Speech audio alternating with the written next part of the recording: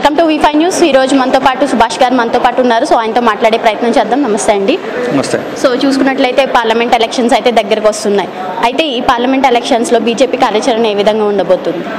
Bharatiya Janata party మొత్తం దేశం లోపటనే అందరికన్నా ముందు పార్లమెంట్లో పోటీ చేసే అభ్యర్థుల లిస్టు కూడా జాబితాను కూడా విడుదల చేయడం కూడా జరిగింది।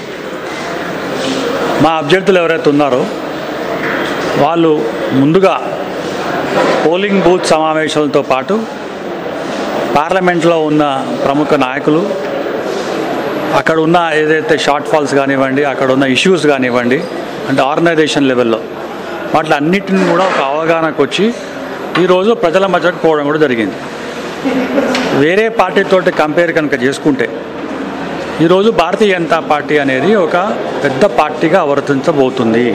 దీనికి ఎవరు కూడా ఆలోచన కానీ తర్వాత ఒక అనుమానం కానీ రావాల్సిన అవసరం లేదు।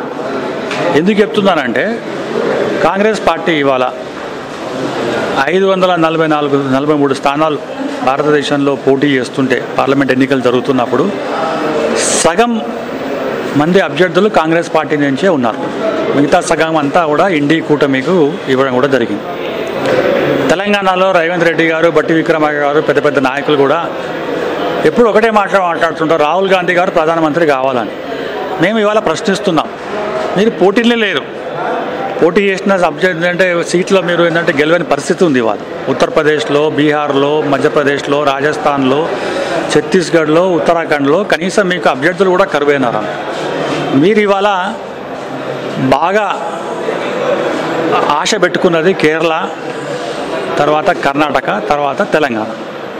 ఈ 3 స్థానాల్లో కనుక గెలిచినా కూడా మీరు ప్రధానమంత్రి అయ్యే అభ్యర్థి కనీసం కనుమరుగులో కూడా లేదు।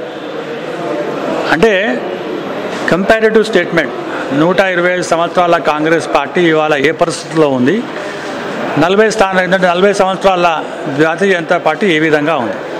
సో పార్లమెంట్ అభ్యర్థుల విషయం దగ్గర నుంచి మొదలుకొని మేము పోలింగ్ బూత్ సమ్మేళనం, అసెంబ్లీ సమ్మేళనం, పార్లమెంట్ సమ్మేళనం ఇవన్నీ కాక లబ్ధిదారులు ఎవరైతే ఉన్నారో, నరేంద్ర మోదీ గారు చేసిన అభివృద్ధి కార్యక్రమాల్లో ఎవరైతే డైరెక్ట్గా బెనిఫిషరీస్ ఉన్నారో వాళ్ళ దగ్గర కూడా వెళ్ళడం, అవుట్ రీచ్ ప్రోగ్రామ్ అంటే భారతీయ జనతా పార్టీలో ఉన్న కార్యకర్తలే కాకుండా భారతీయ జనతా పార్టీ ఏతర నాయకులు కానివ్వండి, సమాజంలో ఉన్న పెద్దలు కానివ్వండి, గౌరవులు కానీ, అవార్డీస్ కానీ ఎవరైతే ఉన్నారో వాళ్ళ దగ్గర కూడా పోయి నరేంద్ర మోదీ గారు గత 10 సంవత్సరాల నుంచి చేసిన అనేకమైన అభివృద్ధి కార్యక్రమాల్లో ప్రతి ఒక్కరు కూడా భాగస్వాములే లబ్ధి పొందినారని చెప్పి కూడా మరొకసారి వాళ్ళకి గుర్తు చేయడం కూడా జరుగుతుంది అన్నట్టు।